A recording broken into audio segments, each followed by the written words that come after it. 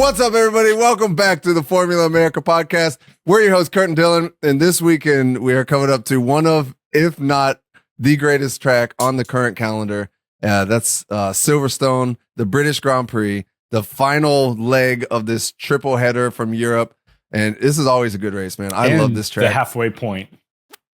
It is the halfway point of the season as well, which is shaping up to be one of the most exciting seasons in a long time. Since 21, probably, yeah. Since 21, yeah. But we've had so many different race winners. Yeah. We had last weekend, we had a Red Bull ring where we had no Red Bulls on the podium. 3 different teams, none of them were Red Bull. And so, I mean, this is an exciting season. Dude, it's an exciting season. This is, as you said, one of the best tracks there is. I don't know of anybody that doesn't love Silverstone. It's the OG track. It is the first track that was ever used in 1950 in an official Formula One capacity. It's got a ridiculous amount of history. We've got a ton of British drivers on the track. And this is realistically like almost every single one of the constructors' homes. Like Aston Martin has a place here. Mercedes is down the road. Like everybody is around this track. Everybody knows this track. Every driver grows up driving this track. Like it's just awesome.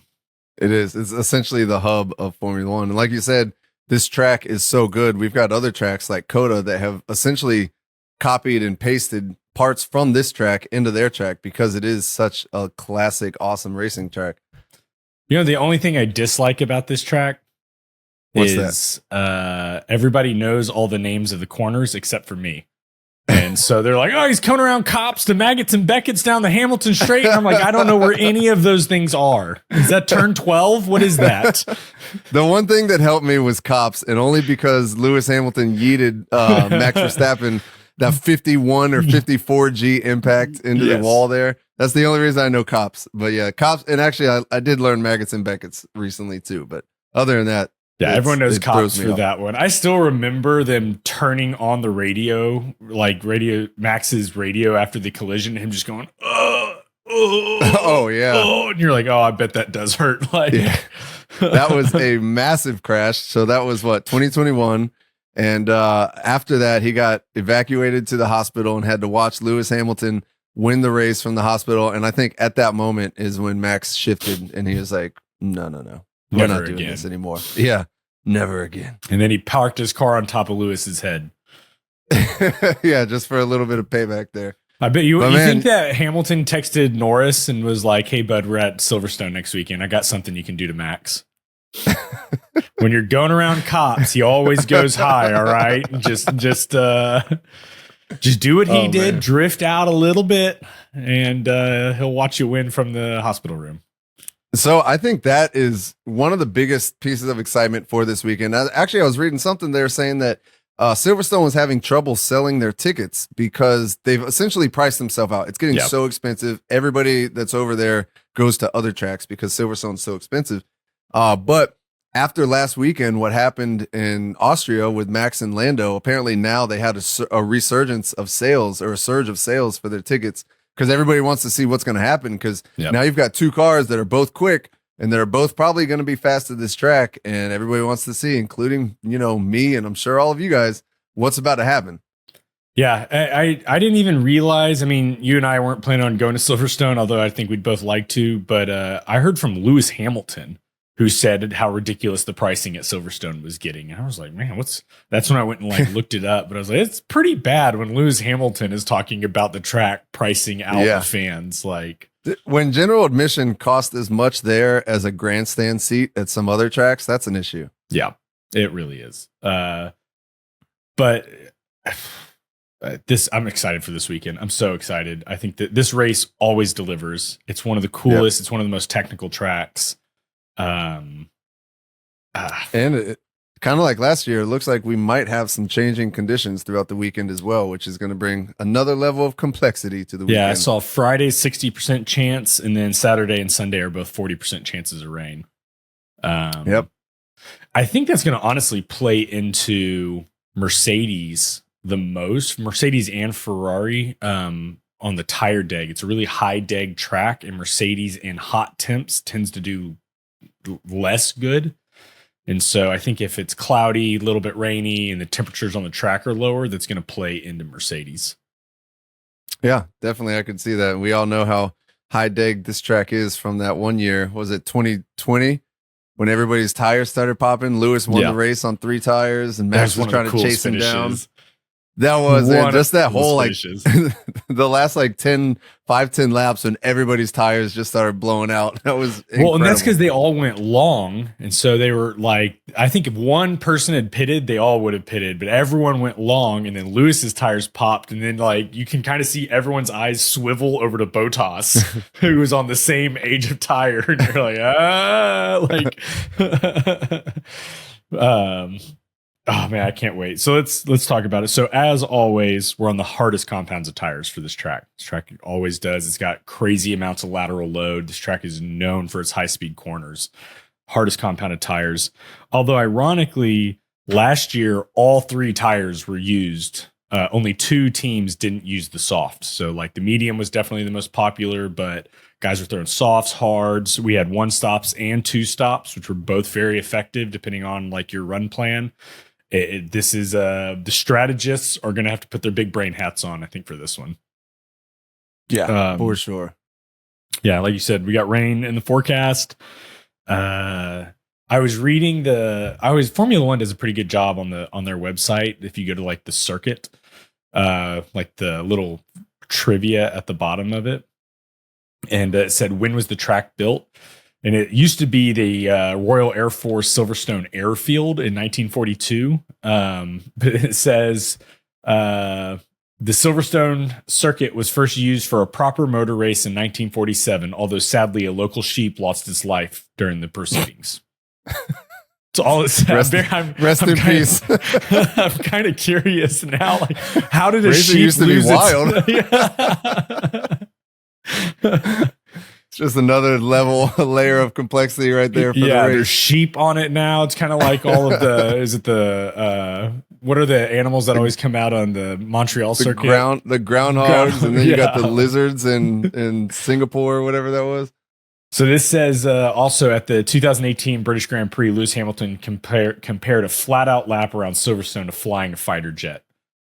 Despite numerous layout changes over the years, Silverstone has always maintained its essential characters as one of the fastest F1 tracks on the calendar, with historic corners like Maggots, Beckett, and Abbey provide some of the biggest challenges for racing drivers anywhere in the world. I have no idea which corners those are. I think that's 11, 12, and 13, but shit, I don't know. Yeah, speaking of you made me think of Top Gun there, and they mentioned that they're actually Brad Pitt and the film crew are going to be there filming again this weekend. So we're going to have we're going to have an 11th team there getting ready for the movie that's coming out next year, and they're going to finish up their filming this weekend with a 55-year-old Formula One driver. Yes, however old, essentially Fernando Alonso. However old Brad Pitt is, although he looks good. Yeah. I wouldn't guess he's that old. All right, so I've had an issue coming up with my predictions for this weekend because You're know so that far behind.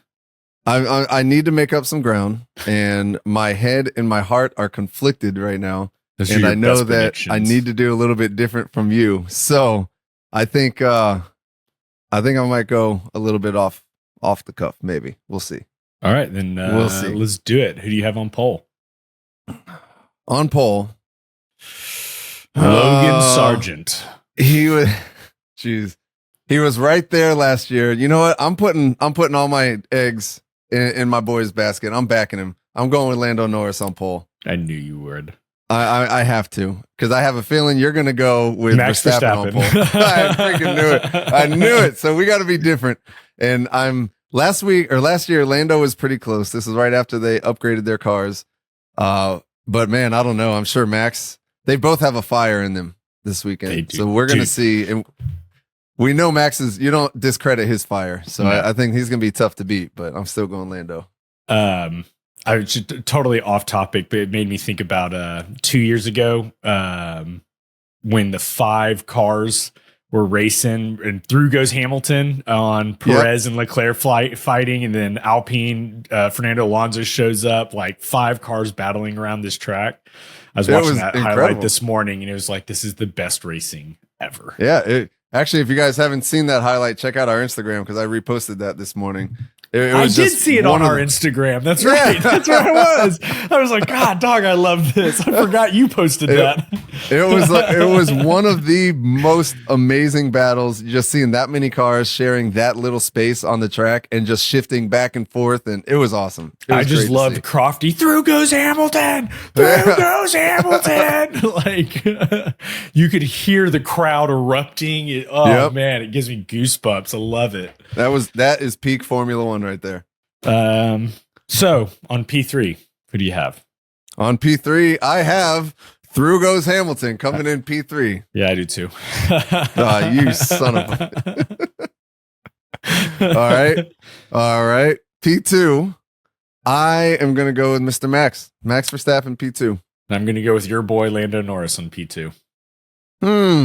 I see where you're going with this. All right, P1, I'm going to go with my boy Lando Norris. I'm going to go with my boy Max. So you have a copy paste of last week's podium right now. I do. I actually wrote it down and then went, this looks kind of familiar, and flipped back a page and was like, I sure do. Look at that. That, you know what? Ver Norham could be the new Hambot Ver. I think it's be Max Norham. Max Norham. Yeah, whatever. What's your wild card? I know you're struggling with this one. So the wild card, I was struggling, and I was only struggling because this one, if I don't get it right off the bat, is not going to come true. But I was looking back at the highlights from the past few races. Did you know that Sergio Perez in the past 4 races, 3 of those races, everything but Spain, I believe, he has had a first lap collision with somebody. And okay. So I am going to go with another first lap collision for Sergio Perez. What is, just for clarity's sake, is that like getting knocked out or just damage? It's not getting knocked out. So he's had some where he's got more damage than other. He's just going to hit somebody on the first lap. He's going to do the Monaco special. Oh, I don't know about that one, but that's where it started. But he will come together. He will have a little bit of a physical scuffle with somebody on the first lap. I'll be looking for that. He's probably going to be out in Q2 anyway, fighting with Alpine. So it's likely he's going to be in the thick of it. He's going to have Magnussen in front of him, Sargent behind him, and Lance Stroll right there. It's going to be just the trifecta. Coming out of the pit lane for some reason, and game over, man. I wrote down this wild card, and I don't think I'm going to get it, and I'm not sure I want to use it. But I don't know much. It sounds like the right wild card to go with. Yeah, right. I think Alex Albon is going to score points this weekend. Oh, I was thinking about doing a Williams points. I was going to do a Williams points, but I'm not worried about being Logan Sargeant making the points. So you just pinpoint it. I'll just say it's Alex. I'm going to die if Logan actually scores points this weekend and Alex doesn't. Yeah. All right. Alex Albon in the points, which last year wouldn't have seemed so wild, but this year definitely does. Where did he finish last year? The car was pretty quick here last year. Yeah, he was P8 last year. So he did pretty well, but we all know that car has not developed as well as the other cars have. No, it has not. And last weekend, he was in 15th at Austria. Ooh. So last year, Logan Sargeant was P11 here, too. Yeah, one place away from the points. Not too worried about that this year. Well, we shall see. I'm excited, man. This is a regular traditional weekend. So we got FP1 and 2 on Friday. We got FP3 and quali on Saturday, and then the race on Sunday. So I am excited for that. And like always, man, this is a great track. So I'm pumped for this one. Oh, man. This is the one I've been looking forward to all year. After this one, it'll have to be Coda.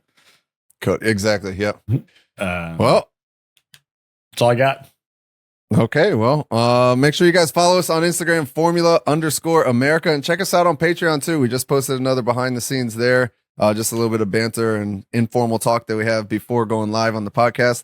But that's patreon.com/Formula America. Definitely check out our Instagram. Apparently, I like it a lot and don't even realize it's our own Instagram. So it's useful. It's useful. All right, man. Well, is that it for you? You got anything else? That's all I got. All right. Well, on that note, stay classy, America. We'll see you next time.